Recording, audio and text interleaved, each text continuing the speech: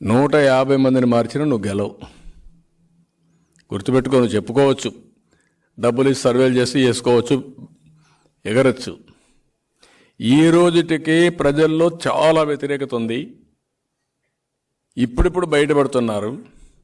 జనవరిలో మీరు చూస్తారు, ఫిబ్రవరి మార్చిలో మీరు చూడండి. నోటిఫికేషన్ వచ్చిన తర్వాత మీరు చూడబోతున్నారు.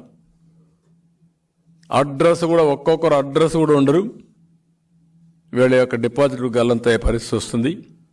ఎప్పుడు కూడా ప్రజల్ని ఇంత టేక్ ఇట్ ఫర్ గ్రాంటెడ్ తీసుకోవడం చాలా దుర్మార్గం, ఇది నీచం.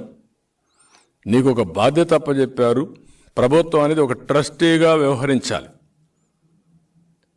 ప్రభుత్వం అనేది ఒక పవిత్రంగా భావించాలి. ఎప్పుడు కూడా ప్రభుత్వ పాలసీల వల్ల ప్రజలకు మేలు జరగాలి. అందుకే నేను మొన్న కూడా చెప్పాను,